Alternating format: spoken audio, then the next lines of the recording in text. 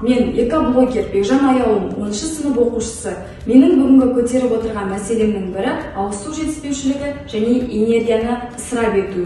Су тіршіліктің көзі, өмірдің бастауы, адамзаттың қуаты. Халқымыз айтқандай, су бар жерде береке де бар. Қазіргі таңда жер бетінде адам саны өскен сайын су жетіспеушілігі үлкен мәселелердің біріне айналып отыр. Және Қазақстанда да бұл өзекті мәселелердің бірі. Неге су жетіспеушілігі туындайды? Себебі тұщы су гидросфераның 2,5%-ын құрайды. Ал жер бетінде 1,7 миллиард адам тұщы су көзіне зәру. Тұщы судың негізгі көздері өзендерде. Ал біз өзендердің деңгейі мен сапасын сақтап қалуымыз керек. Егер де біз өзендерді осындай жағдайда ластай беретін болсақ, қоқыс тастай беретін болсақ, онда бұл өзендердің тартылуына алып келіп соғады. Әлемде таза су жетіспеушілігінен мыңдаған адам санитарияда көз жұмады. Соның ішінде Worldmetro мәліметінше, орталық Азияда Қазақстан шекті суды пайдаланудан көшбасшыда. Суды қаншалықты көп пайдалансаң, соншалықты көп ақша төлейсің. Бұл халықты үнемдеуге алып келетін әділетті және қарапайым ұсыным. Сарапшылардың пайымдауынша 2040 жылға қарай суға деген сұраныс 50%-ға дейін артады. Және де Қазақстан 2050 жылға қарай суға өте зәру елдердің қатарына кіруі мүмкін. Соған қарамастан біз қолжетімді су ресурсын бейберекет және тиімсіз пайдаланудамыз.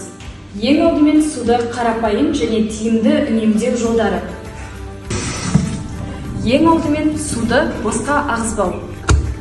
Кір ыдыстарды жабық ракинада жуу.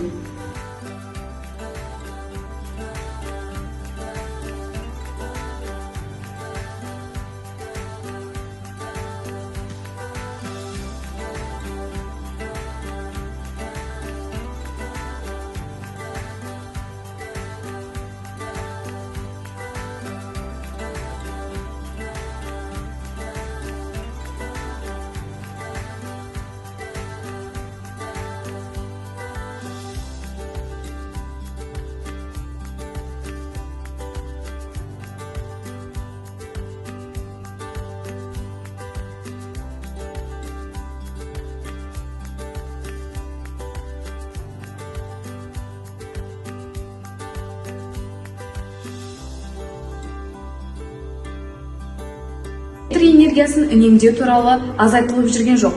Дегенмен кейбір адамдар бұған бейжай қарайды. Себебі ақшасын төлесек болды емес пе деп ойлайды. Бірақ та біз электр энергиясын үнемдеу арқылы табиғи ортаға, қоршаған ортаның ластануын сақтай аламыз.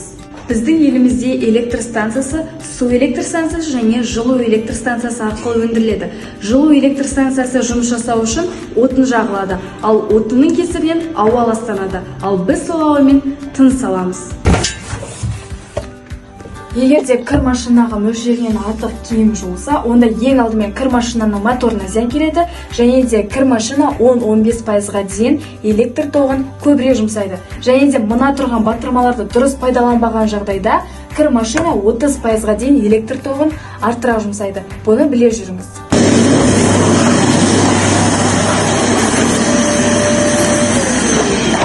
Тағы да бір кеңесіміз, шаң сорғыштың фильтрімен және де қоқыс қапшығын жиірек тазалап жүріңіз. Себебі егер де қоқыспен толған болса, онда шаң сорғыш шамадан тыс электр тоғын жұмсауы мүмкін.